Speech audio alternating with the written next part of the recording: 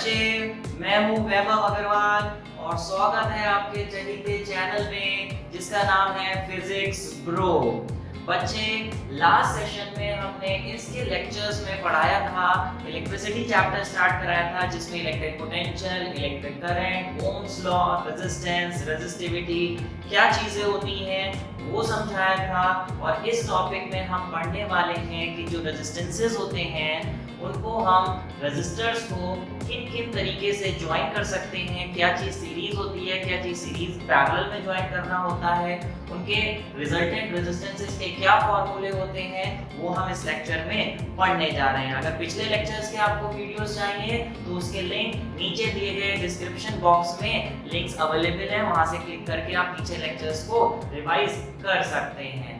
फिलहाल चलिए मैं सबसे पहले आपको बताता हूँ रेजिस्टर्स क्या होते हैं। रेजिस्टर्स, हालांकि पिछले लेक्चर में मैंने आपको बताया था कि जैसे रेजिस्टेंस क्या चीज होती है, किसी भी वायर में जब करंट फ्लो होता है तो इलेक्ट्रॉन्स फ्लो होते हैं। इलेक्ट्रॉन्स रास्ते में रखे हुए पॉजिटिव आयन से टक्कर खाते हैं, उनके रास्ते में रुकावट आती है, उसी रुकावट को हम रेजिस्टेंस कहते हैं। अब कुछ सब्सटेंसेस का रेजिस्टेंस ज्यादा होता है, कुछ सब्सटेंसेस का रेजिस्टेंस कम होता है। कुछ कंडक्टर्स, ऐसे कंडक्टर्स जिनका रेजिस्टेंस ज्यादा होता है, जो किसी सर्किट में यूज करे जाते हैं डेलिबरेटली रेजिस्टेंस को बढ़ाने के लिए, उन्हें हम कहते हैं रेजिस्टर्स। क्या कहते हैं? रेजिस्टर्स, जो देखने में कुछ इस तरीके के होते हैं, जो अलग अलग इलेक्ट्रॉनिक अप्लायंसेस में लगाए जाते हैं। इसके दो टर्मिनल्स हैं, जहां पे भी आप लगाएंगे उसका रेजिस्टेंस आप बढ़ा सकते हैं किसी भी सर्किट का। लेकिन ओवरऑल रेजिस्टेंस किसी भी सर्किट में बढ़ाया भी जा सकता है, कम भी किया जा सकता है by using combination of resistors. कैसे, वो हम देखने जा रहे हैं।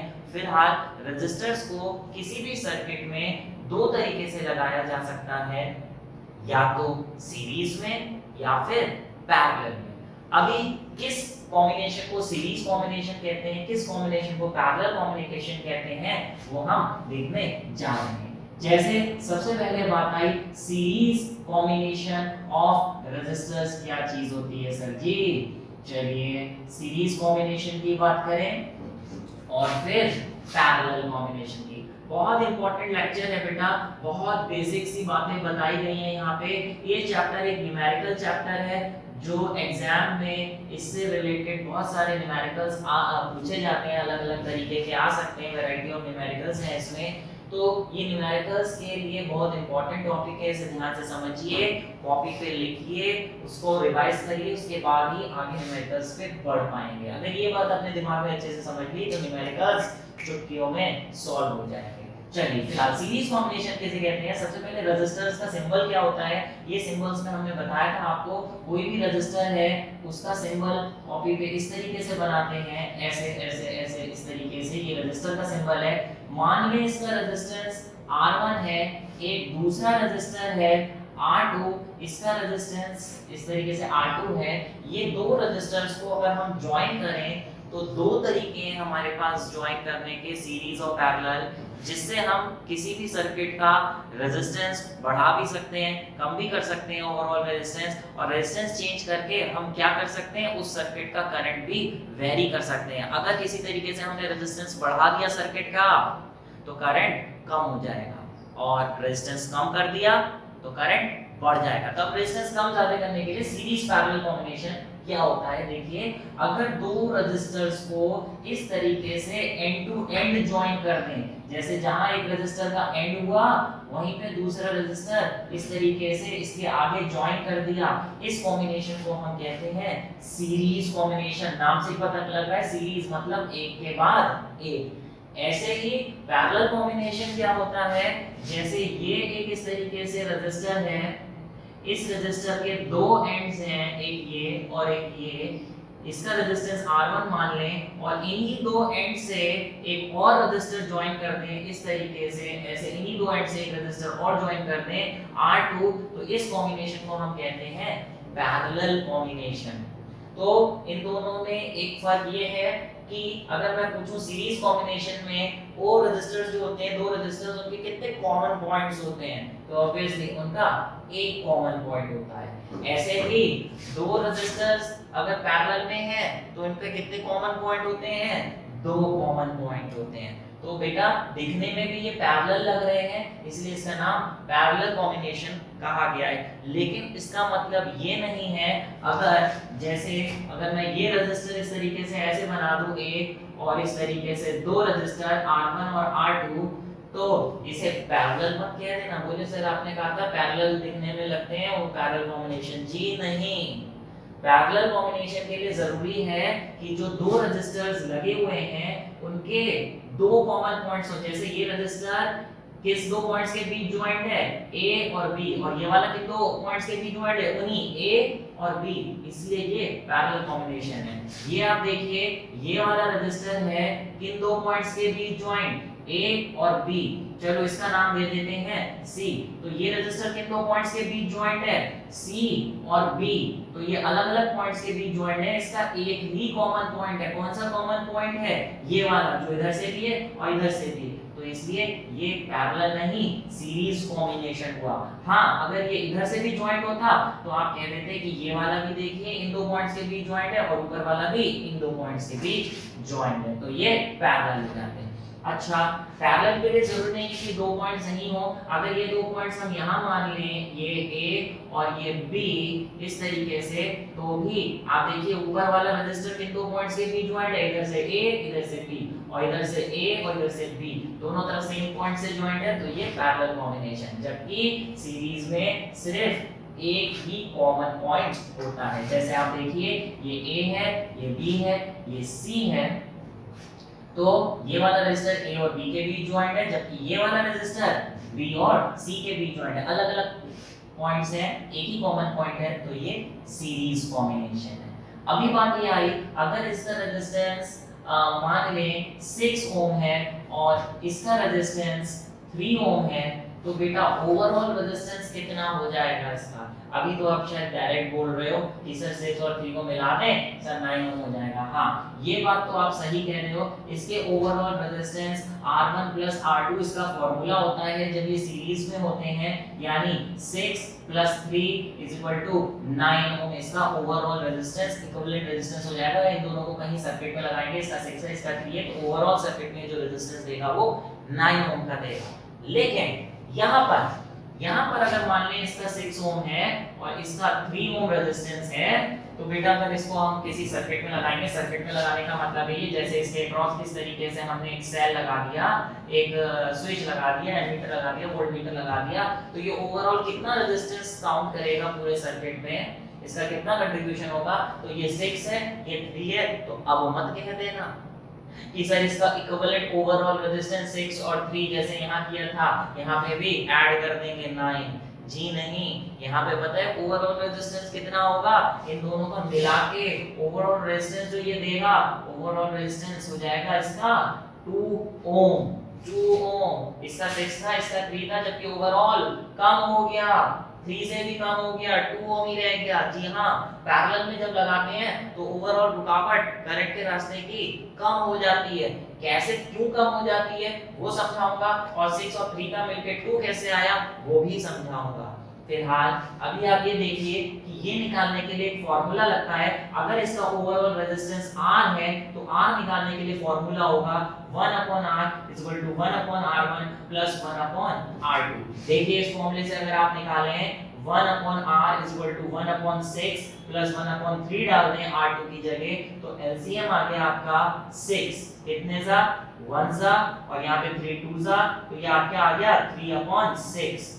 तो 3 1 सा 3 2 सा, ये आ गया आपका 1/R = 1/2। लेकिन हमें तो R निकालना है, तो इसे उल्टा करिए तो R कितना आ गया 2, यूनिट क्या होगी ओम। देखिए जो मैंने डायरेक्ट बताया था आपको कि 2 ओम आएगा, वो कहां से आया, वो आप समझ गए, इस फॉर्मूले से आया।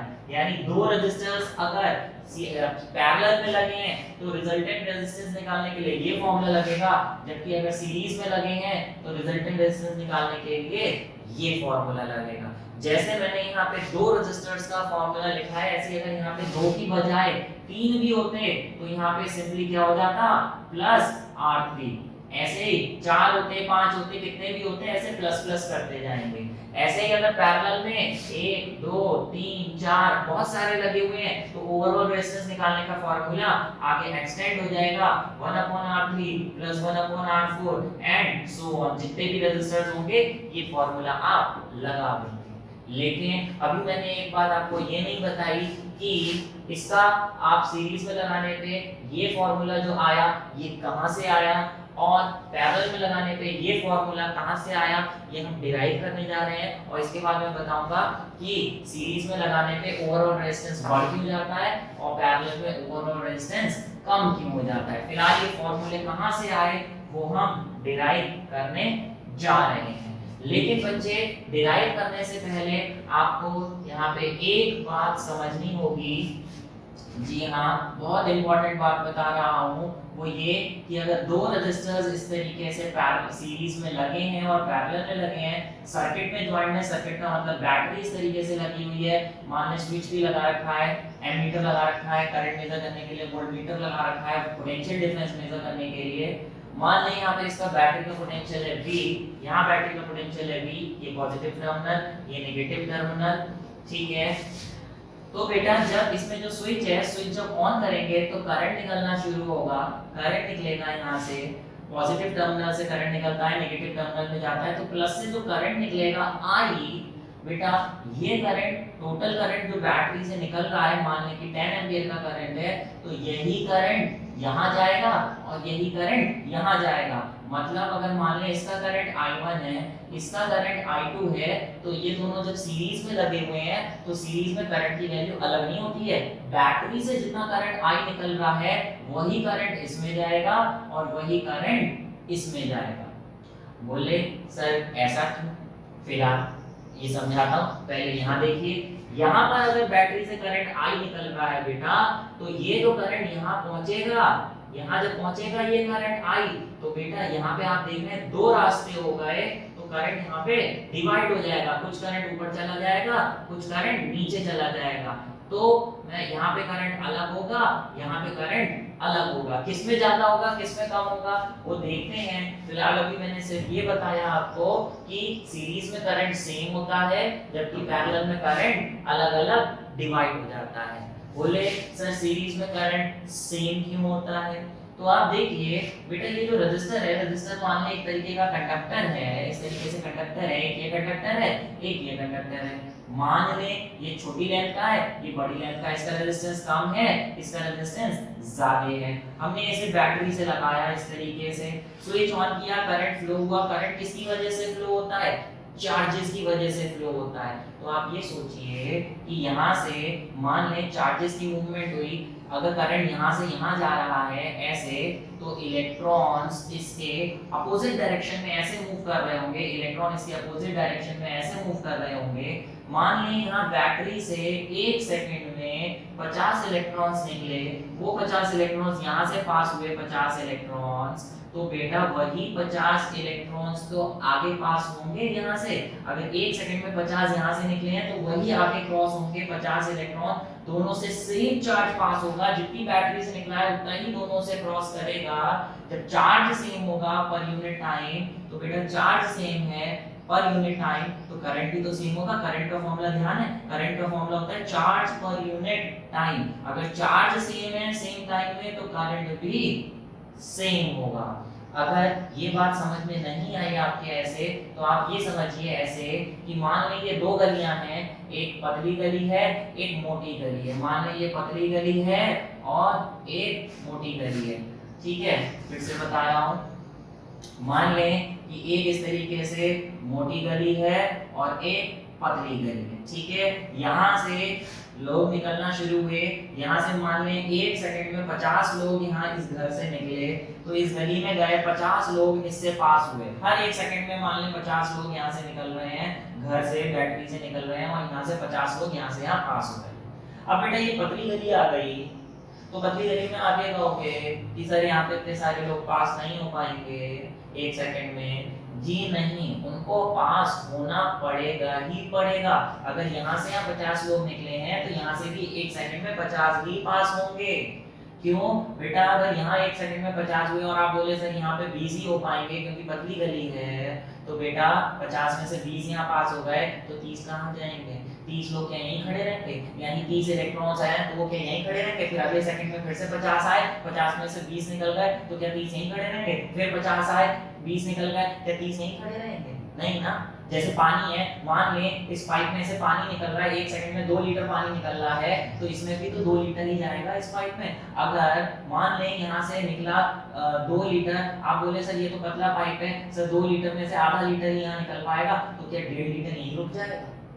फिर से 2 लीटर निकला, बोले सर यहाँ से तो 2 लीटर निकल गया, फिर आधा लीटर यहीं से निकलेगा, तो क्या बार बार 1.5 लीटर 1.5 लीटर 1.5 लीटर यहीं इकट्ठा होता रहेगा? जी नहीं। पाइप पतला हो गया अगर, तो ये होगा कि निकलेगा तो पूरा, लेकिन कैसे निकलेगा? जल्दी जल्दी जल्दी जल्दी निकलना पड़ेगा उसे, लेकिन निकलेंगे उतने ही लोग, निकलेगा उतना ही पानी, निकलेंगे उतने ही चार्जेस, जितने यहाँ थे उतने यहाँ से निकलेंगे, और चार्जेस सेम होंगे तो करंट भी सेम होगा। इसलिए सीरीज में जब भी करंट की बात करेंगे, रेजिस्टर्स आएंगे, सीरीज में करंट सेम होगा। लेकिन बेटा यहाँ पर जैसे मान लें करंट निकल रहा है, चार्जेस हैं, चार्जेस की मूवमेंट हो रही है, यहाँ 2 रास्ते हो गए, तो आप देखिए 2 रास्ते हो गए, 100 लोग आए थे यहाँ से यहाँ, तो उन्हें 2 रास्ते मिले, तो बेटा ऑब्वियस सी बात है कुछ लोग ऊपर वाले रास्ते से चले जाएंगे, कुछ लोग नीचे वाले रास्ते से चले जाएंगे, जिसकी वजह से ऊपर अलग करंट होगा, नीचे अलग करंट होगा। ऊपर एक जगह ज्यादा चार्जेस, एक जगह कम चार्जेस, जहाँ ज्यादा चार्जेस जाएंगे वहाँ ज्यादा करंट होगा, जहाँ कम चार्जेस जाएंगे वहाँ कम करंट होगा। तो करंट पैरेलल में अलग अलग होता है। लेकिन अगर मैं पूछूं कि बेटा बताइए कि किस वाले पार्ट में करंट ज्यादा जाएगा, ऊपर वाले में या नीचे वाले में, तो बताइए किस रजिस्टर में ज्यादा करंट जाएगा, ऊपर या नीचे? सोचिए 5 सेकंड, किस में ज्यादा करंट जाएगा?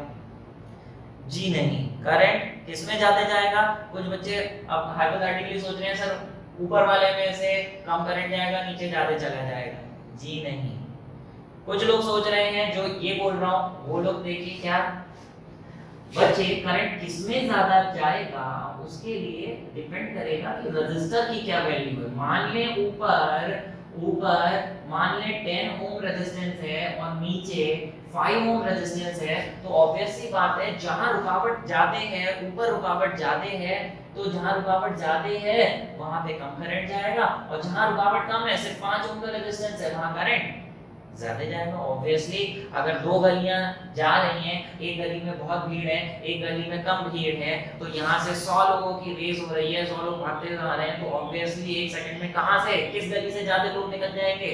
जहाँ पे कम भीड़ है, खाली रोड पड़ी है, वहां से जल्दी ही ज्यादा लोग निकल जाएंगे, और भीड़ वाले में कम लोग निकल पाएंगे। जिसमें रुकावट ज्यादा है उसमें कम लोग, कम करंट, जिसमें भीड़ कम है, रेजिस्टेंस कम है, उसमें ज्यादा करंट। तो पैरेलल में उस वाले रेजिस्टर में ज्यादा करंट फ्लो करेगा जिस वाले का रेजिस्टेंस कम होगा, लेकिन सीरीज में करंट सेम होगा। तो 2 बातें आपने जान ली कि सीरीज में करंट सेम होता है, पैरेलल में करंट सेम नहीं होता है। लेकिन एक बात है कि ये जो करंट आया था यही 2 पार्ट्स में डिवाइड हुआ, तो अगर मैं टोटल करंट पूछूं कितना होगा, तो total current I1 plus I2 ही होगा। टोटल अगर 10 एम्पीयर, अगर यहाँ से मान लें 8 एम्पीयर आ रहा था, तो मान लें 2 एम्पीयर ऊपर चला गया, 6 एम्पीयर नीचे चला गया, लेकिन 2 प्लस 6 होगा तो 8 ही, तो टोटल I1 प्लस I2 होगा। ये तो मैंने बात करी करंट की कि सीरीज में करंट सेम, पैरेलल में करंट सेम नहीं होता है। जैसे बेटा सीरीज में करंट सेम होता है, ऐसे ही पैरेलल में पता है क्या सेम होता है?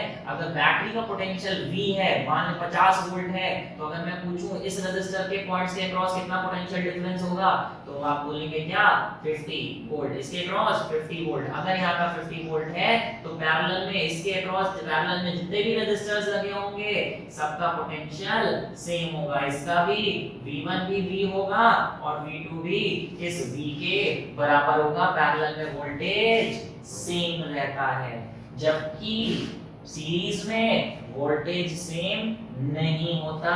आप देखिए वोल्टेज का फॉर्मूला होता है IR, तो यहाँ पर आप देखिए कि I तो दोनों का सेम है, तो वोल्टेज किस पे डिपेंड करेगा? R पे डिपेंड करेगा। जिसका रेजिस्टेंस ज्यादा होगा उसका वोल्टेज भी ज्यादा होगा, जिसका रेजिस्टेंस कम उसका वोल्टेज भी कम। तो वोल्टेज जो होता है सीरीज में अलग अलग होता है, लेकिन एक बात है कि जो टोटल वोल्टेज है V1 प्लस V2 वो होगा तो किसके बराबर ही, इसके बराबर। जितनी बैटरी का है वही पोटेंशियल यहाँ डिवाइड हो जाएगा, यानी पैरेलल में वोल्टेज डिवाइड होता है और सीरीज में करंट डिवाइड होता है I1 I2।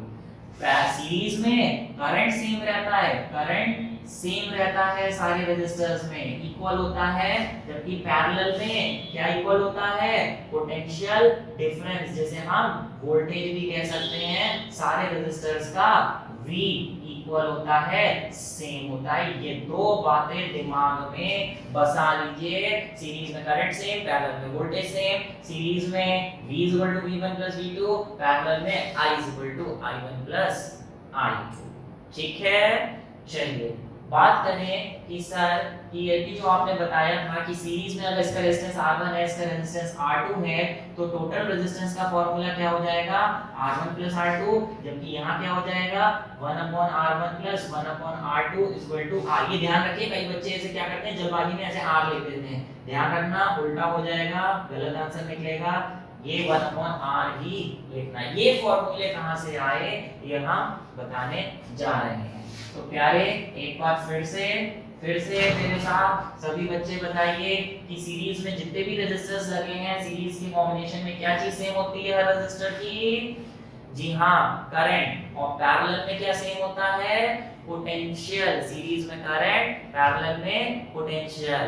बोले सर याद कैसे करें, अभी तो याद हो गया भूल जाएंगे सर 1 महीने बाद। तो बहुत आसान है, दो चीजें हैं, एक है आपका करंट, करंट जिसे किससे डिनोट करते हैं I से, और एक है पोटेंशियल, पोटेंशियल डिफरेंस, ठीक है, जिसे किससे डिनोट करते हैं V से। पैरेलल में क्या सेम होता है, पोटेंशियल। कैसे याद रखें, बोले अरे सर ये देखिए पैरेलल का P और P से तो क्या होता है पोटेंशियल, यानी पैरेलल में पोटेंशियल सेम रहता है।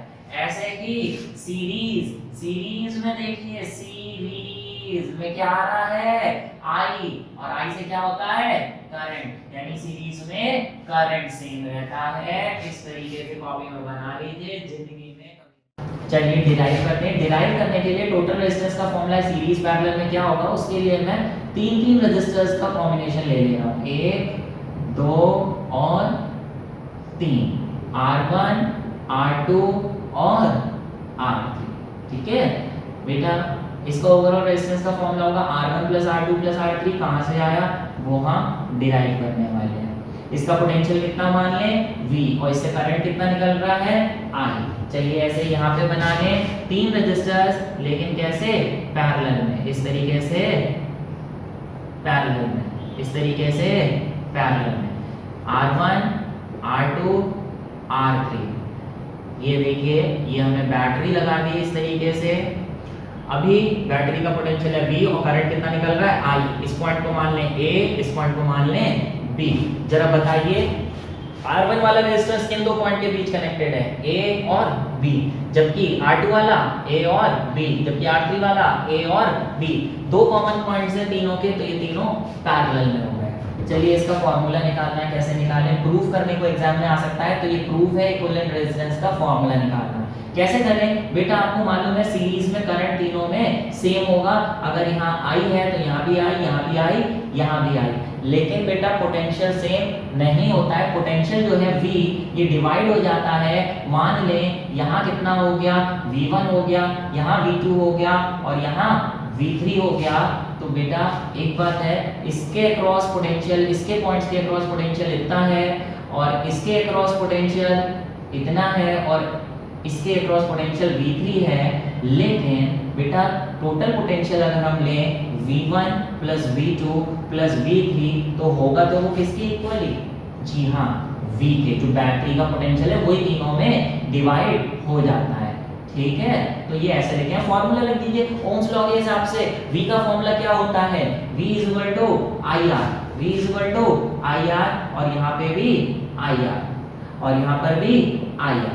लेकिन बेटा फर्स्ट का निकाल रहे हैं पोटेंशियल, तो करंट भी फर्स्ट का रखेंगे, रेजिस्टेंस भी फर्स्ट का रखेंगे। सेकंड का निकाल रहे हैं तो करंट और रेजिस्टेंस भी सेकंड का और ये थर्ड का। यहाँ पोटेंशियल टोटल का लिया है तो ये जो करंट है ये भी टोटल का होगा और रेजिस्टेंस भी टोटल का होगा, जो हमने निकालना है कि टोटल का रेजिस्टेंस कितना होगा, और टोटल का करंट है I।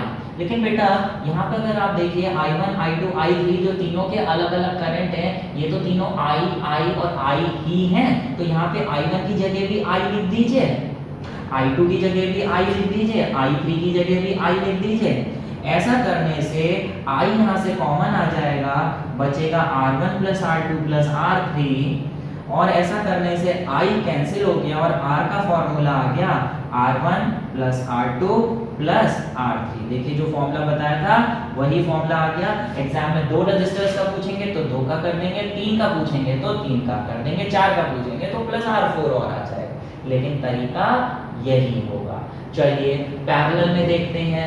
पैरेलल में बेटा करंट अगर I यहाँ से जाता है तो करंट डिवाइड हो जाता है, यहाँ से 3 रास्ते कट रहे हैं, कुछ ऊपर चला जाएगा, कुछ इधर और कुछ नीचे। मान लें ऊपर कितना जाएगा I1, इसमें I2 और इसमें I3। लेकिन पैरेलल में बेटा क्या चीज सेम होती है, P से पोटेंशियल डिफरेंस यानी V तीनों का सेम होगा, इसका भी V, इसका भी V और इसका भी V।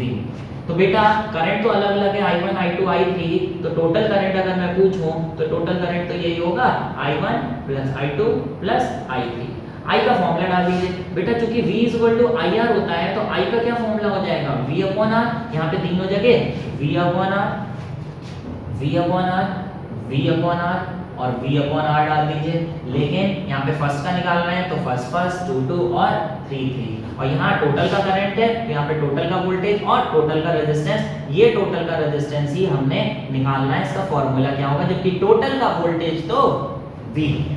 चलिए शायद आप समझ रहे होंगे अगले स्टेप में क्या करना है। जी हाँ, अरे भाई ये जो वोल्टेज V1, V2, V3 लिखा है, तीनों का वोल्टेज तो सेम है V, तो V1, V2, V3 काहे लिख रहे हो, V1 की जगह V लिख दो, V2 की जगह V, जबकि रेजिस्टेंसेस वैसे ही रहेंगे। ऐसा करने से क्या कॉमन आ गया, V कॉमन आ जाएगा इन तीनों में से, और फिर V से V कैंसिल हो जाएगा, मैं इसी स्टेप में कैंसिल कर दे रहा हूँ। तो 1/R का फॉर्मूला क्या आ जाएगा, 1/R1 plus 1/R2 plus 1/R3। 3 registers हैं तो ऐसे कर देंगे, 2 हैं तो तीसरा वाला हटा के कर देंगे। ये इस तरीके से फॉर्मूला डिराइव हो गया। बच्चे यहाँ पे 3 पॉइंट्स और लिख लीजिए जो मैंने अभी बताए थे कि इन सीरीज कॉम्बिनेशन क्या 3 बातें हैं, 2 बातें जो भी। पहली तो ये कि तीनों का करंट सेम होता है, current is same in all resistors, ठीक है। दूसरा पोटेंशियल तीनों का अलग अलग होता है, पोटेंशियल अलग होता है, but total potential V1 plus V2 plus V3 इस तरीके से होता है। और तीसरा resistance R1 plus R2 plus R3, ठीक है। अच्छा ऐसे ही यहाँ पे पैरेलल कॉम्बिनेशन में बेटा पहली बात तो ये कि तीनों का क्या सेम होता है, पोटेंशियल सेम होता है, V is same in all resistors. अच्छा लेकिन अगर हम बात करें टोटल करंट की, करंट यहाँ सेम नहीं होता है, हर रजिस्टर का करंट अलग अलग होता है, लेकिन total current I I1 plus I2 plus I3 होता है। और टोटल रेजिस्टेंस निकालें तो इस फॉर्मूले से निकाल लेंगे 1/R1 plus 1/R2 plus 1/R3। बात समझ पा रहे हैं, ठीक है। एक मैं बहुत पते की बात बता रहा हूँ, जैसे फॉर्मूले आपने 2 यहाँ पे लिखे, एक तो ये कि बेटा कई बार फिर से बोल रहा हूँ, इसे बच्चे R = 1/R1 लिख देते हैं, ध्यान रखना 1/R लिखना है। दूसरी बात कि पैरेलल में अगर 3 रजिस्टर 4 रजिस्टर्स हैं तो ये तो फॉर्मूला है ही है, लेकिन अगर सिर्फ 2 रजिस्टर्स हैं तो फॉर्मूला क्या होता है आपको मालूम है। लेकिन जरा देखिए यहाँ पे मैं एक दूसरा फॉर्मूला बता रहा हूँ पैरेलल का, अगर वो लगाएंगे 2 रेजिस्टर्स के लिए तो कैलकुलेशन करना आसान हो जाएगी। जैसे एक रेजिस्टर ये था R1 और एक रेजिस्टर ये है R2, ये दोनों पैरेलल में है इस तरीके से बैटरी से लगे हुए, तो ओवरऑल रेजिस्टेंस का मैंने फॉर्मूला ये बताया, ठीक है, बिल्कुल सही फॉर्मूला है ये। लेकिन इस फॉर्मूले में आप ये देखिए कि अगर एलसीएम ले लें तो एलसीएम आएगा R1 R2, ठीक है। और ये अगर देखें तो R1 कितने सा R2 और R2 कितने सा R1, ये इस तरीके से 1/r आया। तो R का क्या फॉर्मूला हो गया, इसे अगर उल्टा कर रहे हैं तो इसे भी उल्टा कर दीजिए, फॉर्मूला आ गया R1 R2 upon R1 plus R2। तो आप ये देखिए दो रजिस्टर्स अगर पैरेलल में हैं तो ये फॉर्मूला तो लगा ही सकते हैं, लेकिन मैं कहता हूं कि आप ये वाला फॉर्मूला लगाया करिए, किसी बुक में ऐसा दे नहीं रखा होता है, लेकिन मैं कहता हूं ये लगाइए, ये लगाएंगे तो क्वेश्चन बहुत आसानी से सॉल्व हो जाएगा। कैसे, जरा देखिए। मान लें कि एक रजिस्टर है आपका 9 ओम का और दूसरा रजिस्टर है आपका 12 ओम का, ठीक है। अब अगर आप ये वाला फॉर्मूला लगाएंगे तो ओवरऑल रेजिस्टेंस इस फॉर्मूले से निकालेंगे 1/9 प्लस 1/12, फिर इसका एलसीएम लेंगे, 12 9 कुछ करेंगे, फिर उसका इस तरीके से करेंगे, फिर उसको उल्टा करेंगे। एलसीएम लेने भी एक बात प्रॉब्लम है, थोड़ा टाइम लगेगा, फिर कैलकुलेट करना टाइम लगेगा, फिर उसको उल्टा करेंगे, इसको उल्टा करेंगे तो टाइम लगेगा। चलिए एक सिंपल सा ले रहा हूं, अगर यहाँ पे 6 होता और यहाँ 3 होता तो यहाँ पे एक होता आपका 6 और एक होता 3, तो एलसीएम लेते 6, फिर 6 1 प्लस 3 2 फिर इसे लिखते 1/r इज इक्वल टू 3/6, फिर ये काटते, फिर इसे उल्टा करते तो ये 2/1 इज इक्वल टू 2 ओम आता। लेकिन अगर आप ये लगाएंगे तो ये फॉर्मूला क्या है, जो भी दो रेजिस्टर्स हैं ऊपर R1 into R2 है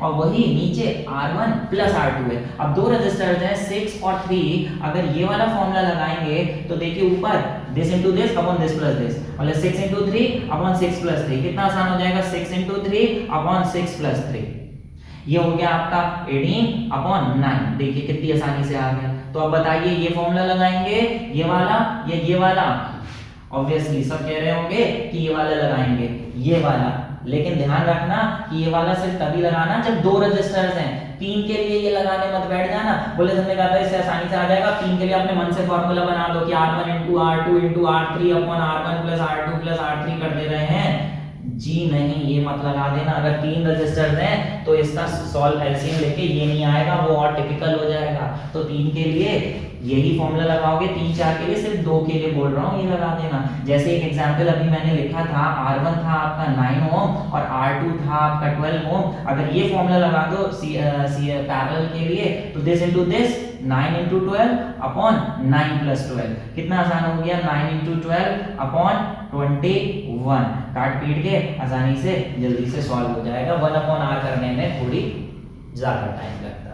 ठीक है, बात समझ पा रहे हैं?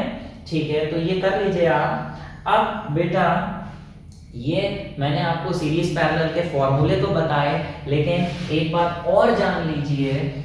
जैसे प्यारे अभी आपने देखा था सीरीज में 6 और 3 ओम अगर है, 6 और 3 ओम अगर है तो देखिए एक 6 ओम है, एक 3 ओम है, 6 ओम और 3 ओम। तो इसका ओवरऑल रेजिस्टेंस क्या आएगा, R1 प्लस R2 करके आ जाएगा आपका क्या, 9 ओम।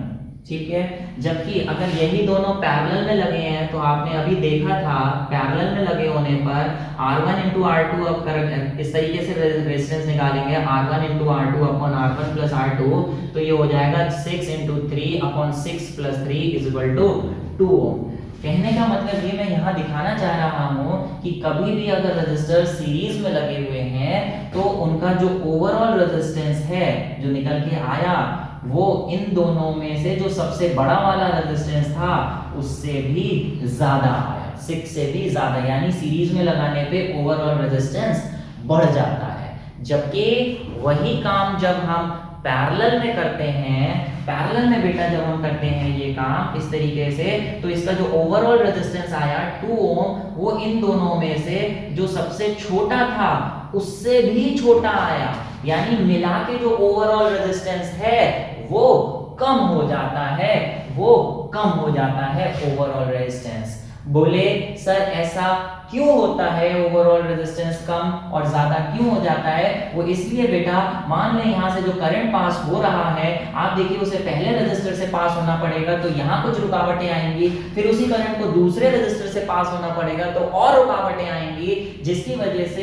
इसका ओवरऑल रेजिस्टेंस ज्यादा हो जाएगा, रुकावटें ज्यादा होने की वजह से। लेकिन जब यहाँ से करंट पास होगा तो आप देखिए कुछ करंट ऊपर चला गया, कुछ करंट नीचे चला गया, तो रुकावटें भी इसकी कम हो गई। जैसे मान ले एक ही सड़क पे 10 लोग भागते तो उनमें रुकावटें ज्यादा आती, लेकिन यहाँ दो रास्ते बढ़ गए तो आधे लोग ऊपर से चले जाएंगे, आधे लोग नीचे से चले जाएंगे, जिसकी वजह से रुकावटें उन लोगों को कम आएगी, धक्का मुक्की कम होगी, टक्करें कम होंगी, जिसकी वजह से ओवरऑल रेजिस्टेंस यहाँ पे कम हो जाएगा। तो ध्यान रख लीजिए, सीरीज में ओवरऑल रेजिस्टेंस बढ़ जाता है और पैरेलल में ओवरऑल रेजिस्टेंस कम हो जाता है। तो बेटा ये इस तरीके से पूरा कंसेप्ट था।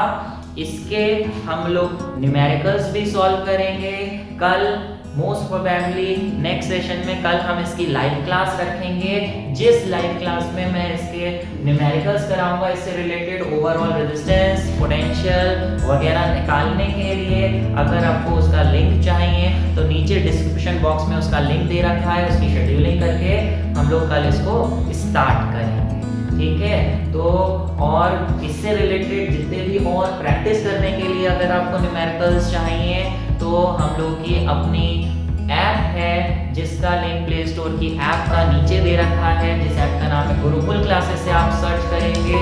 The app is developed by our